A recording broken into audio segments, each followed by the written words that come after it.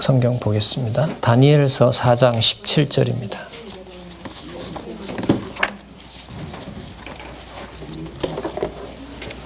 다니엘서 4장 17절입니다.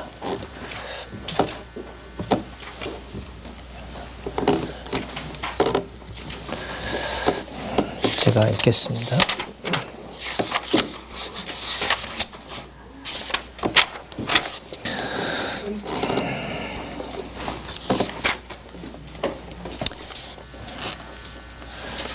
이는 순찰자들의 명령대로요 거룩한 자들의 말대로니 곧 인생으로 지극히 높으신 자가 인간 나라를 다스리시며 자기 뜻대로 그것을 누구에게든지 주시며 또 지극히 천한 자로 그 위에 세우시는 줄을 알게 하려 함이니라. 이렇게 보시면 그 다니엘, 이름이 벨드사살로 바뀌지만은요, 그 다니엘을 통해서 하나님께서 느부갓네살의 꿈을 풀어주는 내용입니다. 그 내용에 그 꿈의 내용의 핵심이 뭐냐 하면 인생으로 지극히 높으신 자가 하나님이시죠. 하나님께서 인간 나라를 다스린다. 그 느부갓네살 당신이 왕이 아니다 이 말이죠. 당신이 왕이 아니다. 하나님께서 허락하신 일이다. 그 다음에 당신이 원하는 대로 하는 것이 아니라 하나님의 뜻대로 그것을 누구에게든지 주기도 하고 또 하나는 지극히 천한 자를 그 위에 세우는 줄도 알게 한다. 좀 이해를 돕기 위해서 지금 이 해석을 하는 다니엘은 망한 나라에서 잡혀온 종이죠.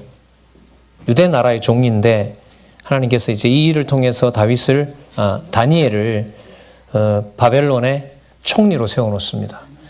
605년에 잡혀왔고요. 605년이면 여러분 1차 침략이거든요. 1차 침략에 잡혀왔고 2년이 지나서 1차 침략, 아직 3차 침략까지는 가지도 않습니다. 1차 침략을 하고 2년이 지난 603년경에 하나님께서 느부갓네살에게 꿈을 보여줘요. 그러니까 아직 앞으로 한 603년이니까요. 586년까지 가려면 아직 한 16년, 17년 남았거든요. 그런데 하나님께서 다니엘을 포로로 잡혀가게 해서 여기서 하나님께서 다니엘을 총리로 만들어 놓습니다. 2인자로 만들어 놔요. 자, 이 상황이 여러분 다니엘 상황입니다. 그럼 우리가 지난번에 배웠던 이 에스겔하고 연결을 좀 시켜보면 이게 좀 정리가 필요하긴 해요. 왜냐하면 그 에스겔 후반부의 모으심에 대한 내용에 보면 그 40장부터 48장까지 뭐가 나오냐면 성전과 국토 회복이 나오잖아요. 근데 그 성전은 어디 있는 성전이냐 하면 하늘에 있는 거고 국토도 12지파 땅을 분배를 하는데 그것도 이 지상에서 이루어진 땅이 아니에요. 결론적으로 말하면 어디에 속한 땅과 성전과 하늘에 속한 거예요. 그럼 이제 연결이 어떻게 되어야 되냐 하면 에스겔 40장에서 48장까지 나라는 3차 침략으로 이미 망했어요. 망했잖아요. 그 에스겔 끝부분이 망한 지 그 26년이 지난다 그랬었죠. 망한 지 몇 년이 여기 나오죠. 이런 숫자들은 저도 자꾸 시간이 가면서 또 잊어버리는 것 같아요.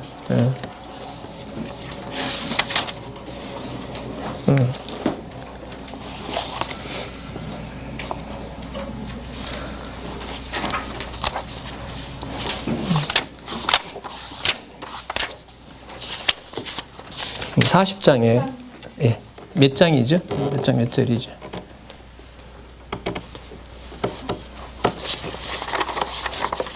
예, 40장 1절에 보면 우리가 사로잡힌 지 25년이요 성이 함락된 후 14년, 이게 572년이고요 1차 귀환하기 이제 36년이니까 이제 딱 반 지나갔어요. 반 지나갈 무렵에 여러분 40장에서부터 48장까지 보여준 겁니다. 그러면 지금 이 자꾸 시간 순서를 따지려고 하는 사람들이 많아가지고 성경은 의미 분석으로 흘러가지 시간 순서가 아니라는 사실을 좀 말씀드리려고 하는 거죠. 자, 아까 지난번에 40장에서부터 48장 내용이 572년, 앞으로 1차 기한이 있으려면 앞으로 36년, 될 무렵이라면 다니엘서 내용은 그 무렵이 아니라 그 이전 상황인 거예요. 그러니까 다니엘이 붙잡혀갖고 다니엘이 거기서 70년 동안 바벨론이 망할 때까지, 바벨론 다음에 여러분 메데 파사가 나오잖아요. 페르시아 제국 때까지 총리를 합니다. 그러니까 이거 다니엘은 뭘 보냐 하면 나라 망한 것도 봤고요. 20년 동안 지켜봤고, 바벨론에 잡혀가서 바벨론이 뭐 하는 것도 봤고, 일어서는 것도 봤고, 멸망하는 것도 봤어요. 그리고 또 바벨론이 멸망한 다음에 누가? 페르시아 제국이 크는 것도 봤어요. 그럼 아까 읽었던 요절에 보면 세상 나라를 누가 지배하고 계신다? 여호와께서 지배하고 계신다라는 말을 다니엘로 하여금 할 수 있도록 다니엘의 삶을 이끌어간 거죠. 자, 그러면 연결이 역사적 순서가 지금 이게 아니란 말이죠. 그러니까 하나님께서 바벨론에다가 제일 먼저 잡혀간 다니엘도 이상을 보게 하고 글을 쓰게 하고, 1차 침략 때 다니엘이 붙잡혀갔어요. 2차 침략 때 누가 잡혀가냐면 에스겔이 잡혀가요. 그럼 에스겔은 잡아놓고, 에스겔 내용은 뭐냐면 2차 침략이 끝나고 3차 침략이 반드시 온다는 걸 가르쳐주면서 세상에 있는 나라가 아니라 하늘에 있는 나라가 있다. 그걸 에스겔서에서 보여준 거예요. 그러니까 각자 다 달라요. 그럼 예레미야는 어디에다 놓고? 예루살렘에다 놓고 망하기 몇 년 전부터 해서 망한 후 에스겔보다 10년 더 갑니다. 그러니까 예레미야는 자기가 봤던 상황에서 26년만 지나면은 첫 번째 포로들이 돌아와요. 그러니까 자기 땅에서 훨씬 더 많은 기간을 오래 사는 사람이 예레미야입니다. 그런데 그러니까 예레미야도 보게 하고, 에스겔은 3차 침략으로 끝장나는 걸 보게 하고, 다니엘은 어디에서? 붙잡혀가서 어디에서? 바벨론에서 보게 하고, 그러니까 다니엘은 바벨론에서 하나님 하시는 걸 보게 하고요. 에스겔은 망하지만 하늘에 뭐가 일어나는 걸 보여주게 하고요. 예레미야는 어느 땅에서? 그렇죠. 이걸 하나님이 하시는 거예요. 좀 배경으로 돕는다면. 이런 정리는 조금 필요하긴 해요. 그러니까 예레미야는 유대 땅에다가 두고 여호와께서 망하게 하는 걸 보여줬고, 다니엘은 어디에 가서? 망하게 한 바벨론에 가서 시작부터 끝까지 바벨론을 하나님이 썼고, 하나님이 뭐 한다? 멸망시킨다는 걸 보게 하고, 그러면 세상 나라가 아닌 하늘의 나라가 있다는 건 누굴 통해서 보여주고? 에스겔을 통해서 보여주고, 죄송합니다. 아니, 죄송한 게 아니라 앞으로 갑니다. 이사야는 이 사실을 이미 다 얘기했고, 이사야는 이미 이걸 다 얘기했어요. 이사야는. 뭐가 망하기 전에? 북쪽 이스라엘이 망하기 전에. 북쪽 이스라엘이 딱 망했어요. 그러면 북쪽 이스라엘 망했을 때를 쓰거든요. 이사야가. 북쪽 이스라엘이 망하는 걸 쓰면서 남쪽 유다도 반드시 망할 것이고, 그 남쪽 유다가 누구에게 개방된다? 이방인에게 개방된다. 그럼 이렇게 조합을 해볼게요. 이방인에게 개방이 되는데, 그렇다고 그 이방인이 에스겔로 갑니다. 이방인이 이게 개방된다고 해서 육신적으로 있는 이방인들이 아니라 원래 소속은 전부 어디에 있다? 하늘에 있다. 이게 에스겔입니다. 에스겔과 이사야의 조합이에요.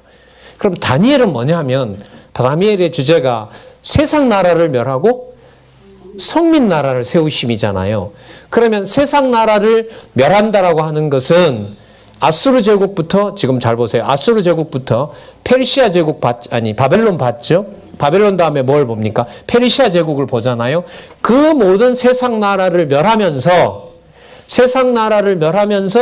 예루살렘도 멸하게 하시고, 세상 나라 중에서도 예루살렘 볼자가 있고, 유다 망한 유다 중에서도 예루살렘을 또 볼 자가 있고, 또 이미 망해버린 북쪽 이스라엘에도 뭐 할 자가 있다? 돌아올 자가 있다.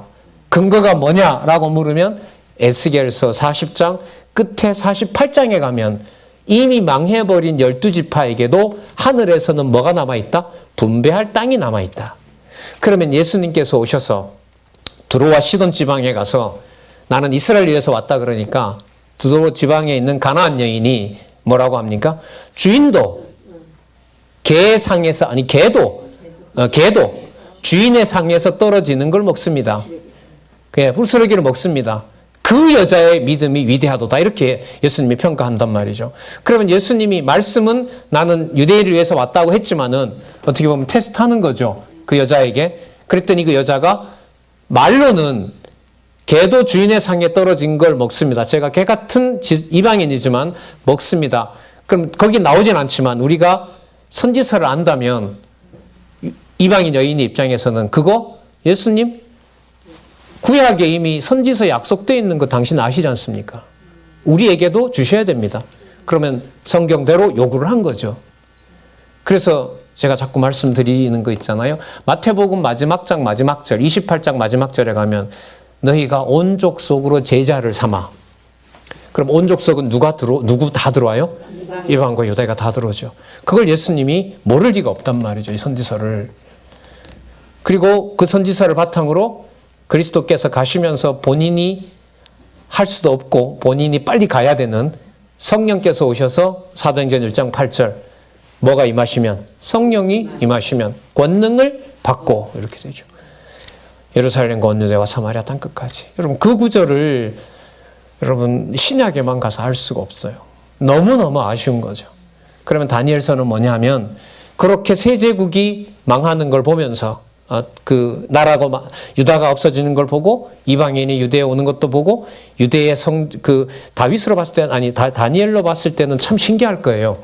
예루살렘 성전은 불에 타고 예루살렘 성전의 기명들이 전부 와서 녹여져서 바벨론 왕이 섬기는 그 우상들을 섬길 줄 알았는데 바벨론 왕 느부갓네살이 그대로 모아온 전부 가져온 그 성전 기구들을 뭐해요? 한 곳에 이렇게 보관해 놓습니다. 그 영특한 다니엘이라면 하나님께서 분명히 이 나라가 뭐 되고 있구나. 보호받고 있고 반드시 돌아가서 뭐 한다? 성전을 회복할 것을 알고 있겠구나. 그런데 거기서 보여주는 게 뭐냐면 유대인을 위한 것만이 아니다. 이미 어디에서 나왔어요? 에스겔에서. 망한 나라뿐만 아니라 이방이 온다는 거, 이방이 와서 제사장도 된다는 거, 대제사장 반열에 오른다는 것은 이미 어디에서? 이사야 마지막에서. 이게 쫙 다 조합이 일어나야 돼요, 이게. 그래서 이걸 좀 이게 반복이 필요하더라고요. 다니엘서 다 끝나고 좀 물어봐서 좀 만족스럽지 않으면 다시 이사야로 또 가려고, 이렇게 안 봐도 될 정도로, 근데 뭐 농담이고요. 이사야부터 하여튼 이제 우리 소선지서도 남아 있으니까요. 소선지서까지 가면 이 모든 구도가 하나님의 계획 속에 큰 틀을 짜고 이렇게 진행하고 이렇게 진행하고 이렇게 진행하고 누가 오실 준비를 하신다? 메시아 오실 준비를 하신다는 것이 의미 중심으로 구성이 돼요. 근데 의미의 중심은 어디에서 벗어나죠? 혈육의 전통에서 벗어나면서, 그러니까 땅의 전통을 벗어나면서 어디로 올라가요? 하늘로 가고 하늘에 있던 구조의 실체는, 하늘에 숨겨놨던 실체는 누구도 반드시 들어온다? 이방도 들어온다. 그래서 여러분들 이방교회가 지금 역사가 2000년이 흘러가고 있잖아요. 이게 전체 역사 가운데 2000년 동안 아직까지 여러분 유대 이방인에게 이 복음이 허락되어 있고 우리로서는 특별히 좀 민감하잖아요. 어디에서 성경신학을 가르쳐달라? 또 지금 북방에도 시작된 거 지금 지나와서 보니까 진짜 어떻게 보면 한순간 꿈만 같기도 해요. 어떻게 보면 그냥 첫날 돌아와야 될 판이었는데 어떻게 하나님 그렇게 또 개론 어쨌든 한 20시간 저로서는 했거든요.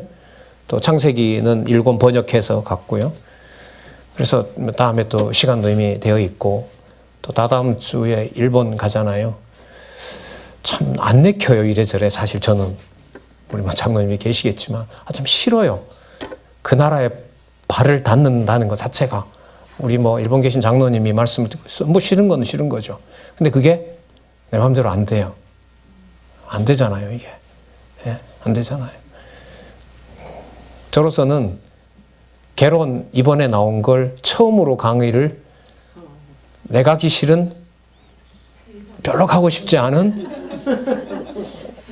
그 진짜 누가 권사님 계신데 남자를 보내지 말고 여자를 보내주세요 하면 진짜 부탁이라도 할 심산이었어요, 사실. 근데 안 돼요, 이게. 근데 그것보다 훨씬 많이 고민이 돼요, 저는, 권사님. 자, 엉뚱한 소리가 아니고요. 에스겔서 후반부에 시작됐던 어디에 있는 나라? 하늘에 있는 나라가, 그럼 다니엘서가 표면적으로 보면 뭐가 망하는 내용이지만, 유다가 망하는 내용이지만, 유다만 불렀던 이름을 잘 보세요.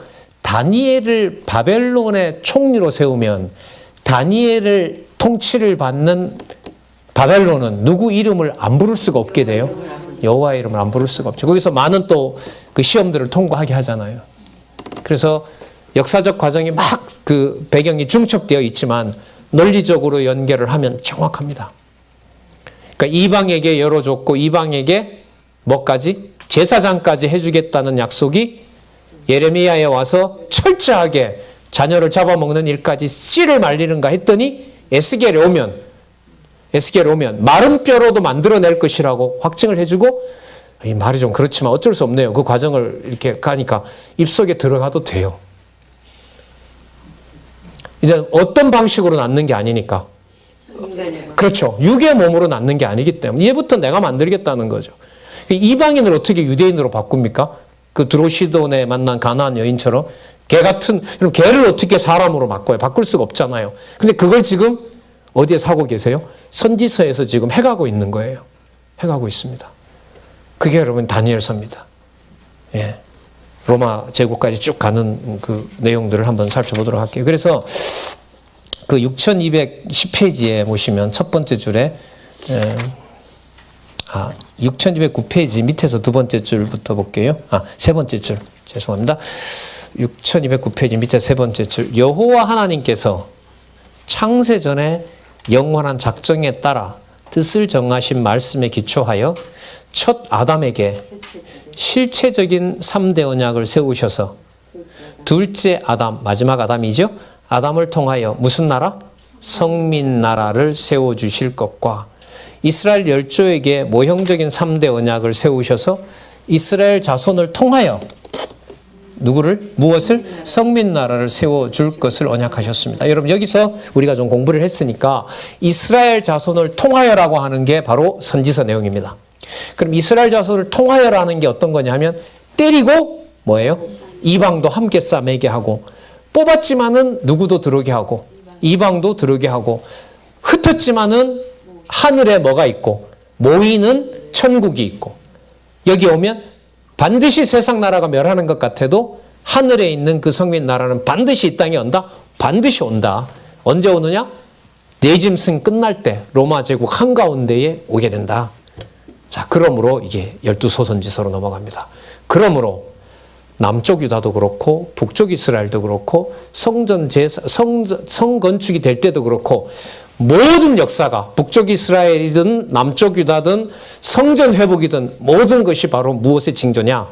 모형을 끝내고 실체를 준비하는 것으로 끝난다. 그래서 마태복음 1장 1절 이렇게 갑니다. 그러니까 선지서 내용이 각각은 많지만요. 선지서 내용이 논리적으로 연결되는 것도 중요합니다. 우리가 살펴봤지만 역사적으로 조합을 하려고 하면 안 됩니다. 그럼 역사적인 내용을 무시할 수 있느냐? 아니에요. 구체적인 내용이 나오기 때문에. 그래서 조금은 좀 번거롭긴 해요. 이걸 좀 다 한 머릿속에 넣는다는. 그러니까 분명한 사실은 하나님께서 전체적으로 모형적 언약을 뭐 하시고 패망시키시고 패하시고 뭘? 실체적인 언약을 준비를 확실하게 마무리해 놓으셨다. 자, 그 내용을 생각을 좀 하시고요. 6211페이지에 보면 여러분 제 교재를 보니까요. 저는 어쩌다 보니 줄을 걷는 게 다 거버렸어요. 진짜 무슨 이런 줄도 있나 싶을 정도로 다 말씀드리면 또 이게 전체로 나가기가 좀 힘드니까 핵심적인 데만 좀 보도록 할게요. 6211페이지 위에서부터 두 번째 줄에 보시면 그리고 제자들에게 약속대로 성민나라 곧 그리스도의 몸된 교회를 지상에 세우시고 천상에서 성령을 통해 다스리고 계심으로 이미 모두 이루어진 것이다.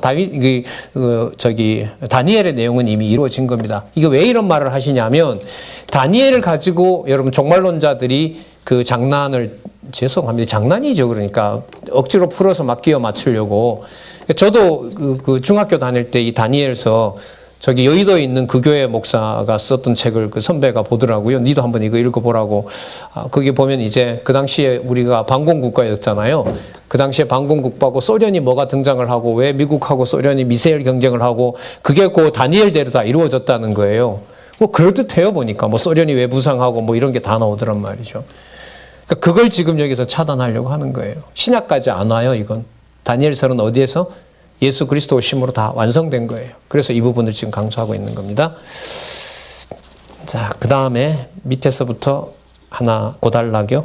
하나, 둘, 셋, 넷, 다섯, 여섯, 일곱.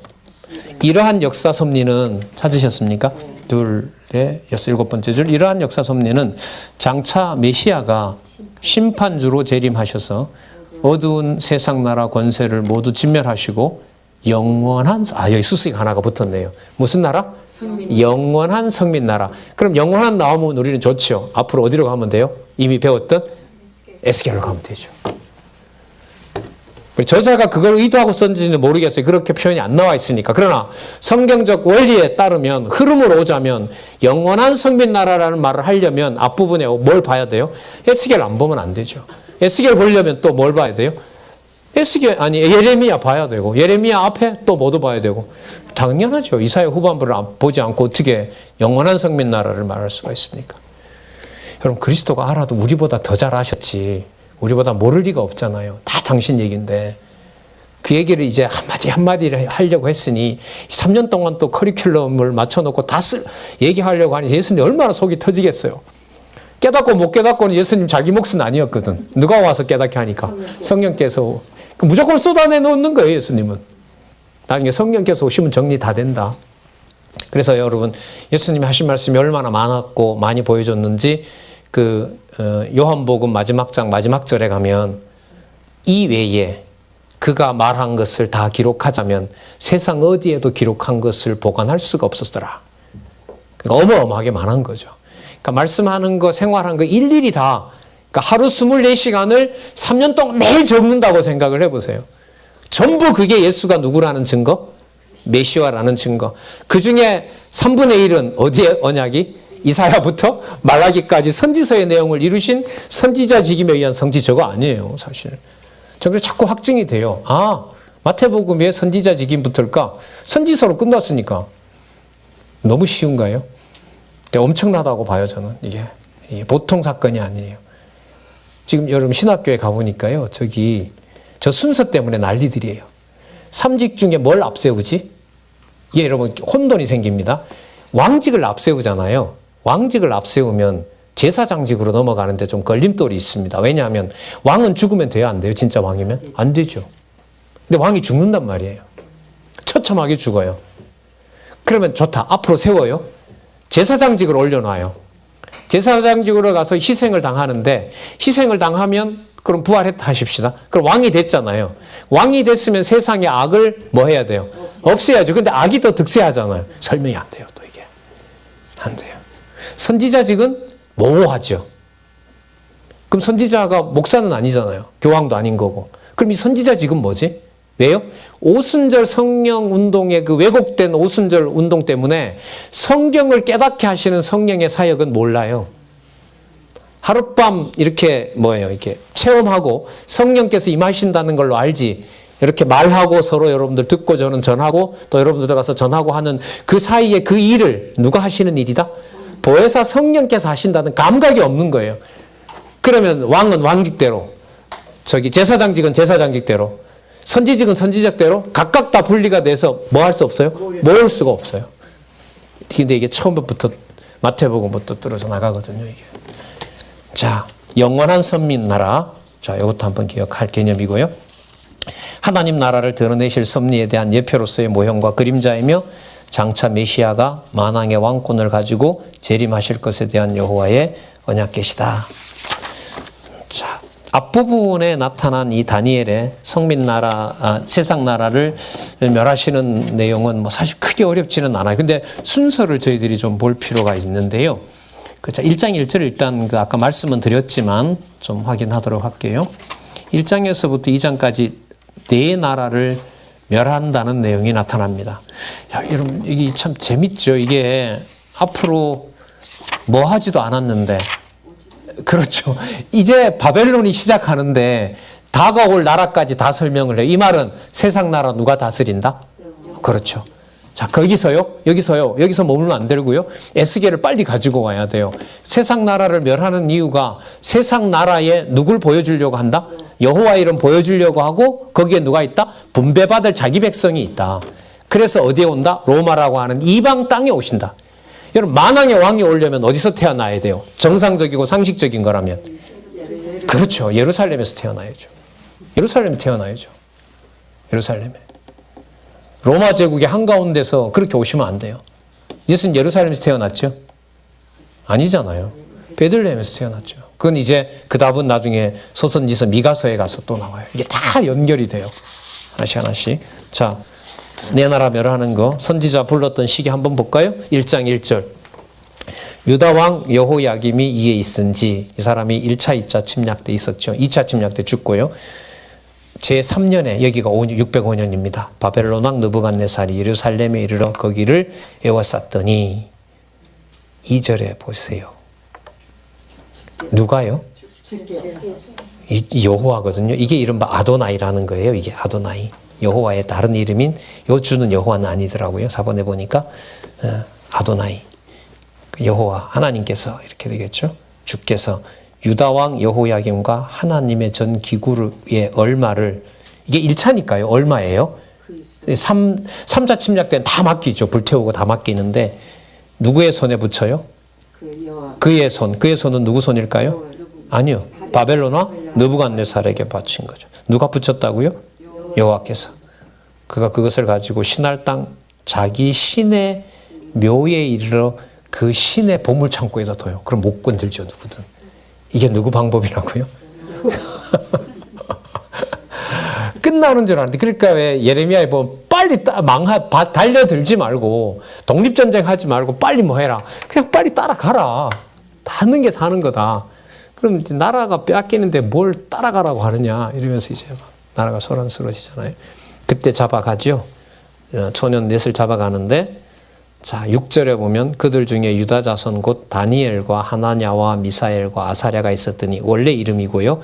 7절에 보면 환관장이 그들의 이름을 고쳐 다니엘은 벨드사살이라. 벨이 여러분 이 바벨론의 신 이름이에요. 그 벨드사살이란 말은 뭐냐면 진짜 벨이 좋아하는 애, 이게 다니엘이에요. 다니엘. 그 다음 다니엘은 벨드사살이라고 바꿨고요. 하나냐는 사드락이라고 고쳤습니다. 왕의 서기관이라는 뜻이고요. 여러분, 메삭이라는 말에 그 메라는 게 왕이거든요. 메삭이라면 왕의 손님 이런 뜻이고요. 그 다음에 아벳느고 같은 경우에는 느보가 여러분들 이게 또 신의 이름이거든요. 느보의 아벳, 종 이런 뜻으로 했습니다. 어쨌든 뭘 바꿔버렸어요, 하나님께서. 예, 붙잡혀 가서 그 이름이 여호와가 아니라 누구 이름을 칭송하는 이방 신의 이름을 칭송하는 이름으로 바꿨어요. 그래서 바벨론 사람으로 만들어 놓고 하나님은 지금부터 바벨론의 그 이름을 가지고 바벨론의 통치자로 삼아가요.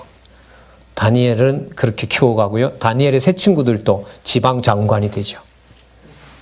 그러니까 잡혀가는 줄 알았는데 그곳이 바로 누구의 이름을 마음껏 배우고 공부할 수 있는 여호와의, 바로 이게 처참하게 잡혀간, 자, 잘 아시는 대로 이 앞부분, 자, 왕 앞에다가 데려가려고 왕으로부터 받은 고기나 그 훌륭한 음식들을, 진미를 먹으라고 하는데 이 소년들은 하나님께서 17절 보겠습니다.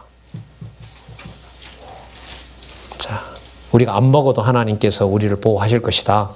그러면서 17절에 하나님이 이 네 소년에게 지식을 얻게 하시고 모든 학문과 재주에 명철하게 하신 외에 다니엘은 또 모든 이상과 몽조, 꿈이죠. 꿈을 깨달아 알더라. 핵심인 거죠. 나라 망하기 전에 다니엘을 썼으면 안 망했을 텐데 데리고 가서 또 이렇게 줄 이유는 뭐가 있어요? 이건 우리 짧은 생각이고요. 지금 이사야부터 진행되어 오는 여러분 모형 끝내고 실체 준비하는 일인데 그게 그렇게 여러분 쉽게 말할 수가 있겠어요? 그래서 20절에 왕이 그들에게 모든 일을 묻는 중에 그 지혜와 청명이 온 나라 박수와 술객보다 10배나 나온 줄 아니라 여기 밝혀놓았죠. 다니엘은 누구 때까지? 예, 그랬어. 그러니까 뭐가 시작되고 뭐가 망하는 걸 봐요. 바벨론에 의해서 자기 나라 유다가 망하는 것도 봤고, 바벨론이 일어나는 것도 봤고, 바벨론이 망해가는 것도 봤고, 또 페르시아 제국이 크는 것도 봤어요. 그 하나님께서 다윗에게 이상으로 보여준 거죠. 뭐 헬라 제국은 못 봤고, 헬라 제국에 대해서는 못 봤지만 다니엘서 12장에 가면 너무너무 상세하게 설명을 합니다. 뭐 딸 뺏어가고 뭐 왔다 갔다 하고 무슨 뭐 협상하고 하는 것들이 12장에 가면 아주 복잡할 정도로 상세하게 설명을 합니다. 그리고 그 헬라 제국이 망하면서 로마 제국을 하나님께서 세워서 한때 두때 반때에 누가 온다? 메시아가 온다. 뭘 하시기 위하여? 성민 나라 세우시기 위하여. 또 세상 나라를 멸하기 위하여. 이렇게 연결이 됩니다. 자, 그거 잘 밝혀놨죠? 제국이 끝날 때까지, 또 다른 나라가 될 때까지. 그러면서 꿈 해석을 하라 그럽니다. 이 왕이, 자, 2장 1절 보세요. 느부갓네살이 위에 있은 지 몇 년이라 그래요? 2년이라. 이게 603년입니다.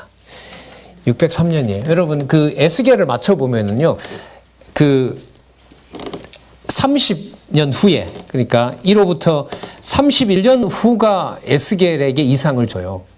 에스겔은 2차 침략에서 잡혀가고 난 다음에 이상을 보여주거든요. 그리고 아까 그 왜 하늘에 있는 성전과 이상이 있죠. 이건 한참 후에 보여줘요.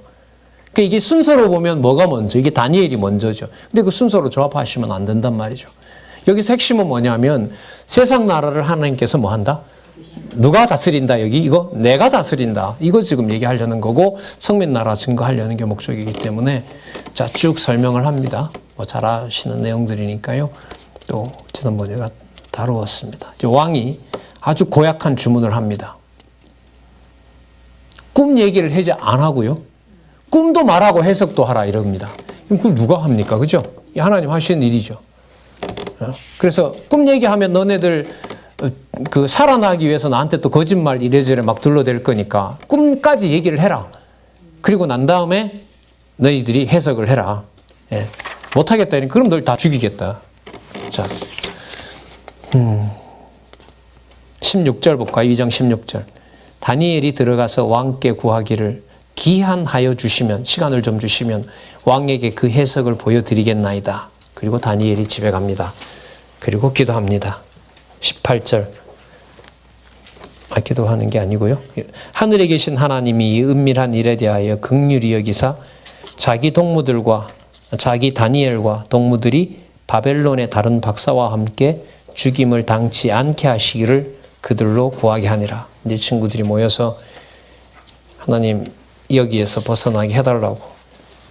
나오진 않았지만 예레미야의 약속대로 예레미야 선지자에 의하면 예레미야의 선지자대로 망했고 예루살렘에까지 70년 후면 돌아온다고 했으니까 하나님 우리 죽이면 안 되는 거 아닙니까? 어쨌든 하나님 살려달라고 합니다. 근데 그날 밤에 하나님이 다니엘에게 나타났습니다. 19절 끝에 보면 다니엘이 하늘에 계신 하나님을 찬송합니다. 20절 다니엘이 말하여 가로되 영원 무궁히 하나님의 이름을 찬송할 것은 지혜와 권능이 그에게 있음이로다. 그는 여기 보세요. 때와 기한을 뭐 하시며 변하시며 하나님께서 때를 정한다는 거죠. 그러면 605년 그때 망한 게 누가 정하신 때로 여호와께서. 그리고 이때쯤 뭐예요? 이렇게 꿈 드러나고 앞으로 일어날 모든 일 누가? 여호와께서 하신다. 이거 깨닫는 거죠. 왕들을 폐하시고 왕들을 세우시며 이 답이 나옵니다. 다.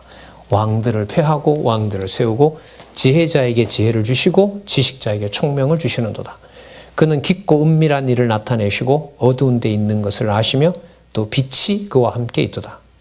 나의 열조의 하나님이여 주께서 이제 내게 지혜와 능력을 주시고 우리가 주께 구한 바 이를 내게 알게 하셨사오니 내가 주께 감사하고 주를 찬양하나이다.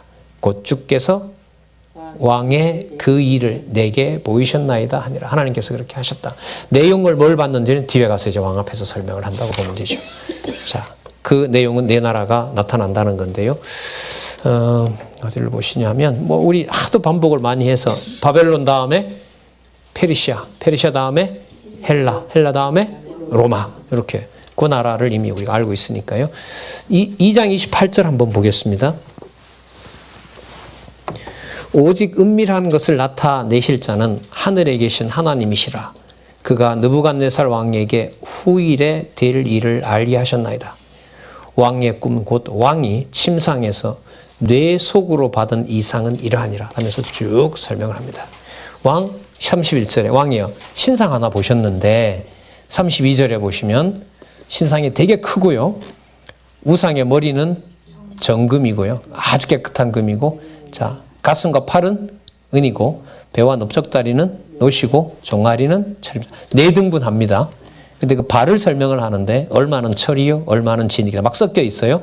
34절 또 왕이 보신즉 사람의 손으로 하지 아니하고 뜨인 돌이 신상의 철과 진흙의 발을 쳐서 부서뜨립니다. 로마 제국을 멸망시킨다는 거죠.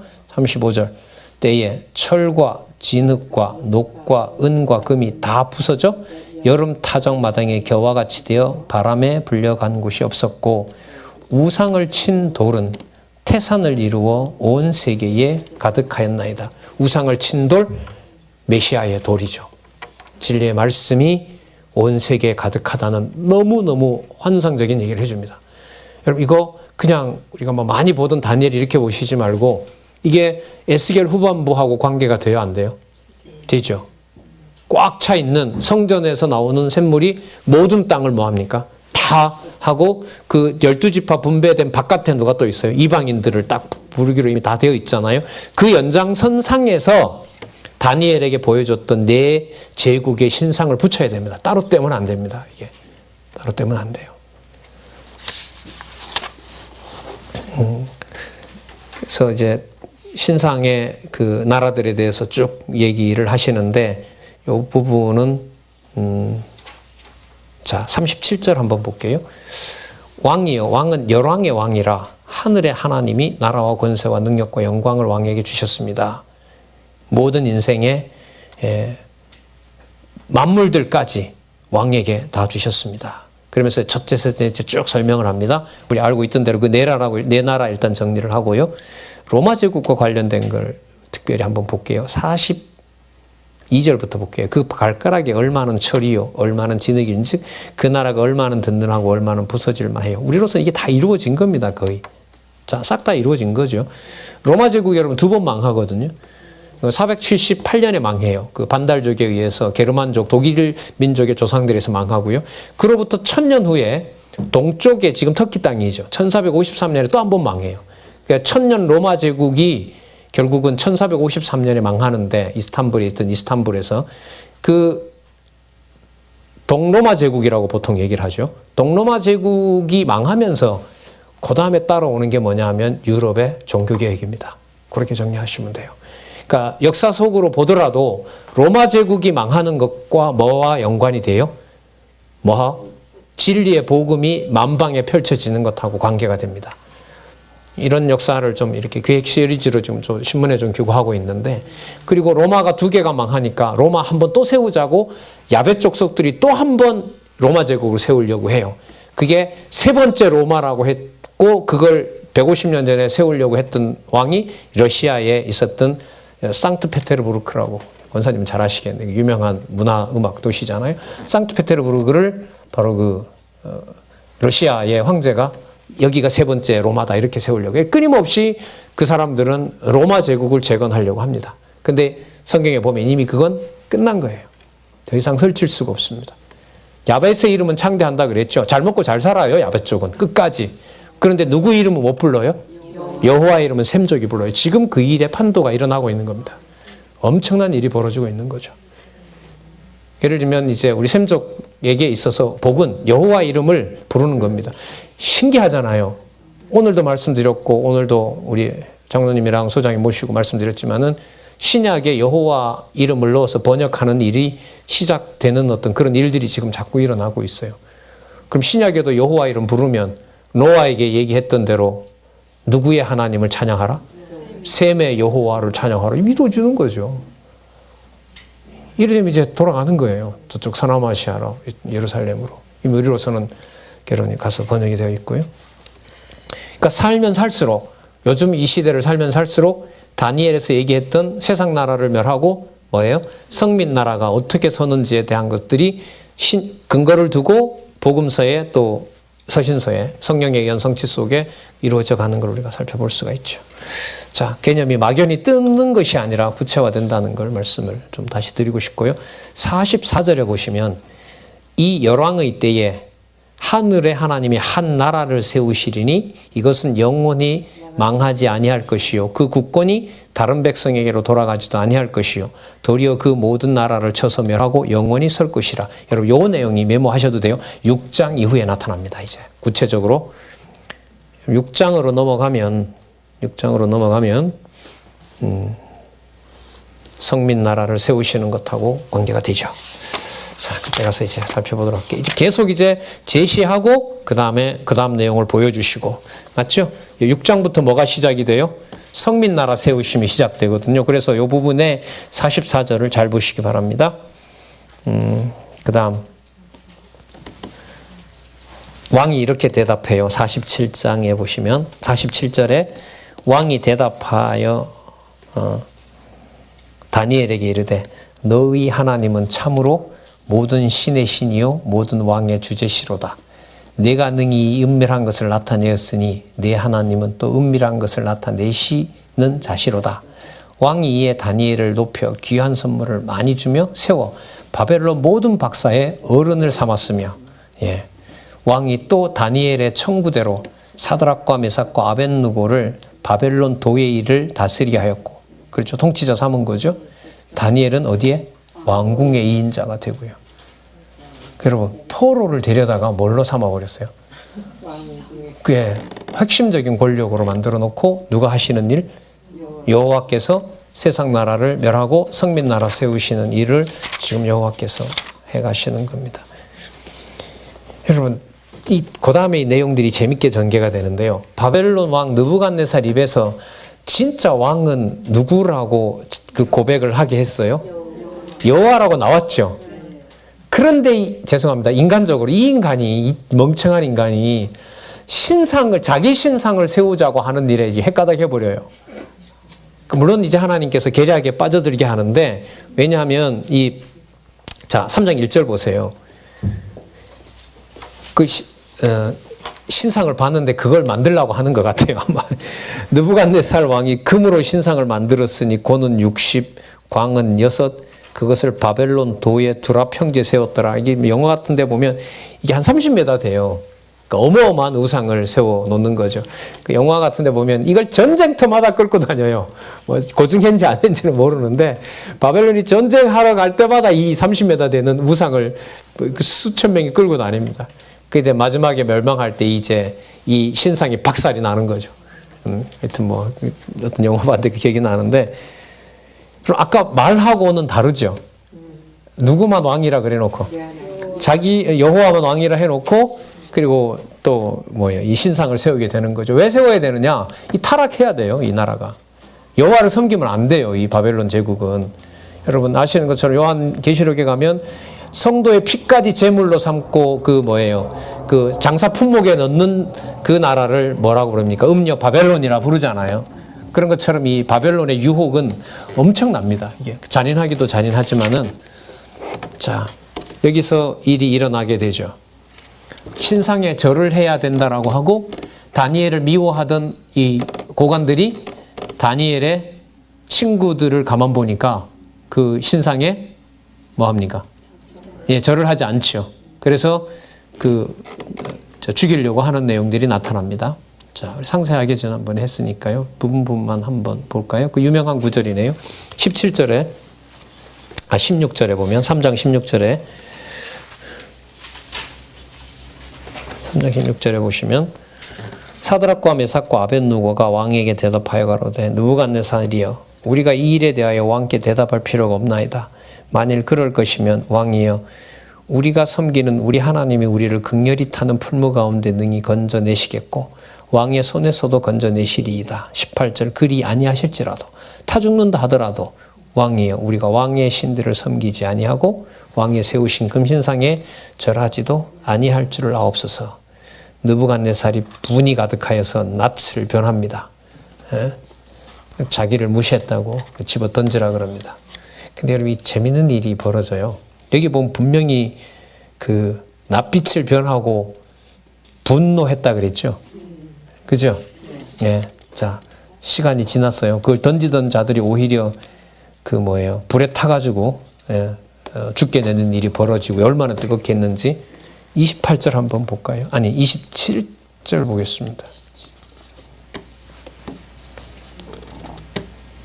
26절 볼게요.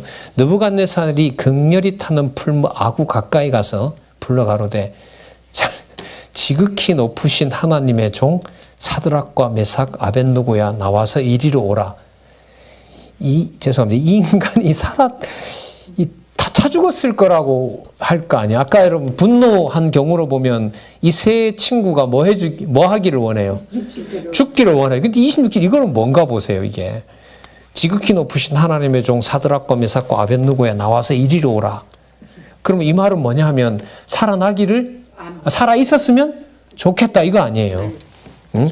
사드락과 메삭과 아벳느고가 불 가운데서 나왔어요.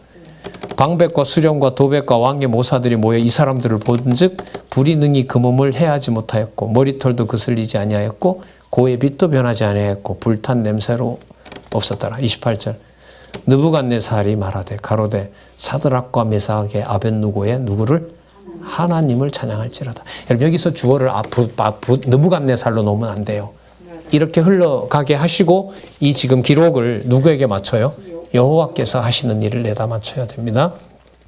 자, 하나님을 찬송할지라 그가 그 사자를 보내사 자기를 의뢰하고 그 몸을 버려서 왕의 명을 거역하고 그 하나님 밖에는 다른 신을 섬기지 아니하며 그에게 절하지 아니한 종들을 구원하셨도다. 누가 하셨다? 하나님께서 이렇게 하셨다. 그래서 내가 조서를 내린다. 각 백성 나라 방한하는 자들에게 사드락과 메삭과 아벳느고의 하나님께 함부로 말하는 자는 그 몸을 쪼개고 그 집으로 기름터를 삼을지니 이는 이같이 사람을 구할 다른 신이 없다. 그러니까 이 세상에 신은 누구밖에 없다? 여호와밖에 없다. 이게 진짜 느부갓네살이 똑똑하죠.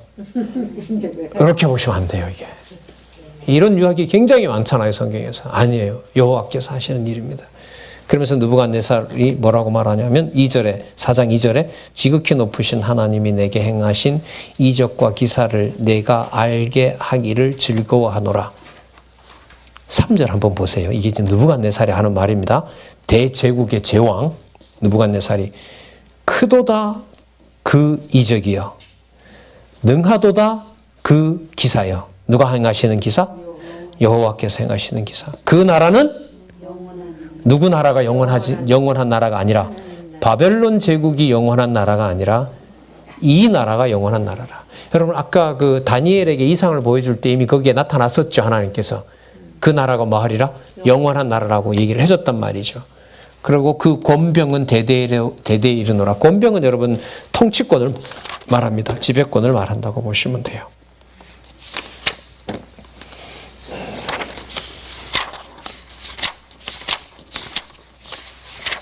그럼 이게 이제 4장, 5장으로 가게 되는데 이건 다음에 이제 정리를 할 텐데요. 그럼 지금 이 3장까지 보면 하나님께서 느부갓네살에게 다니엘을 통하여 누가 영원한 왕이라는 걸 알려주셨어요. 여호와께서 영원한 왕임을 알려주시죠. 그러니까 세상 나라를 앞으로 나타나는 세상 나라를 내가 높이고 내가 무너뜨리고 결국은 다 무너뜨려요. 무너뜨려서 어떤 나라가 올 때까지 아까 여기 보면 무슨 나라? 여기 4장 3절에 나오는 영원한 나라가 올 때까지 그 모든 제국들을 뭐 하는 거예요? 무너뜨려 나가는 거죠. 그 무너뜨려 나가는 지금 이게 만약에 603년이라면 예수님 오실 때까지 앞으로 진행되는 600년 과정은 세상 나라를 무너뜨리면서 무슨 나라 올 준비를 하는 거죠? 성민 나라 올 준비를 한다는 거예요. 그럼 그 성민 나라의 출처는 불탄 예루살렘도 아닌 거예요. 그 소속은 어디에 있는 것이다? 어디에서 근거를 두고 있다? 창세전에 두고 있다. 하늘에 두고 있다. 이게 에스겔이 안 들어오고 다니엘이 설명이 되겠냐 말입니다. 절대로 설명을 할 수가 없는 거죠.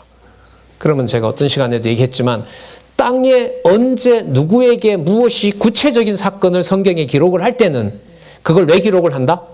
땅에 있는 인간들에게 좋고 선명하도록 만들려는 것이 아니라 하늘에 있는 에스겔의 성전과 그 나라가 틀림없이 어디에 이루어졌다? 땅에 이루어졌고, 그래서 바벨론의 왕이 됐고, 때가 되니까 또 패하여졌고, 그래서 여러분 이 내용이 사장에 보면 하나님께서 다윗 그 세상 나라를 다스린 줄 알게 하기 위해서 느부갓네살을 짐승처럼 다뤄버립니다. 왜요? 제국의 왕을 만드는 분도 누구고? 여호와고. 짐승처럼 풀 뜯어먹고 다녀요, 몇 년을. 이게 기록에 나오죠. 역사적 기록에도 나옵니다. 풀 뜯어먹고 돌아다녀요. 짐승처럼, 반야수처럼. 그런데 하나님이 또 다시 불러서 뭐 해요? 다시 왕으로 삼아요. 그리고 바벨론 기록이 제왕 느부갓네살에서 마지막 왕 벨사살로 넘어갑니다. 그러면서 다니엘서 5장이 끝나요. 그러면 다니엘을 통해서 순서대로 기록한 것이 아니라 여기 기록에 보면 세웠던 왕과 뭐 했던 왕, 망한 왕을 얘기합니다. 그러면 약속대로 된 거죠. 내가 뭐 하고, 내가 세우고, 내가 때가 되니 멸하고, 또 다른 나라가 세워지고 멸하는 과정에 무슨 나라 준비를 하고 있다? 영원한 나라, 성민 나라, 이 나라를 내가 세워 나갈 것이다. 그걸 우리는 이미 어디에서? 에스겔에서. 생기로 만들어지는 그 나라, 그 생기는 하늘에 원천을 두는 것. 그래서 여러분 에스겔 후반부와 다니엘서의 조합 첫반부는 정확하게 드러난 겁니다. 그러면 성민나라 세우는 후반부에 나타난 정확한 날짜 몇 년도에 이루어진 거, 우리로서는 다니엘이 예언했던 대로 다 우리는 성취된 거잖아요. 역사적 기록 찾아 놓았기도 하고 이 책에서. 그럼 그걸 보면서 그때 그 일이 일어난 것이, 자, 좀 거슬러 올라갈까요? 에스겔에서 말했던 국토와 성전 회복, 성전과 국토 회복의 예언이 실체적으로 그리스도의 나라를 통해서 뭐 했다? 이루어졌다는 것을 확증할 수 있는 거죠. 그걸 그리스도가 오셔서 또 약속하셨고, 확증하시면서 약속하셨고, 약속하신 대로 성령께서 오셔서 지금 이방인의 때를 만들어 놓으시고, 이방인이 마음껏 여호와를 부를 수 있게 하고, 우리로 보면 그 여호와 이름을 신약에도 반드시 넣어야 된다, 분명하다, 그 주장을 하는 오늘 우리 시대를 저희들이 살게 하시는 겁니다. 더 이상 더 분명한 증거 없습니다. 예. 자, 기도하겠습니다. 하나님 아버지 감사합니다. 수천 년을 메시아를 기다리던 유대인들에게 하나님 정작 가려놓으시고 그들의 손에 의해서 메시아를 죽게 하시고, 그러나 다시 부활하게 하셨습니다. 약속한 대로 성령을 보내주셨고 교회가 세워지게 하셨고, 수백 년 전에 세웠던 그 교회들이 점점 하나님 비진리로 오염되어 가고 있습니다. 무너지고 있습니다. 그 과정에 진리의 말씀 하나하나 하나님 계시의 말씀임을 확증하는 곳에서 그런 지체들과 동력자들과 살게 하십니다. 하나님 반드시 하나님의 진리의 말씀 지켜지리라 믿습니다. 하나님 그 일에 사모하는 주의 백성들이 더더욱 진리의 말씀 사랑할 수 있도록 하나님께서 그 마음과 여건을 인도해 주시고 또 허락해 주시기를 간절히 소원합니다. 예수님의 이름으로 기도드렸습니다. 아멘.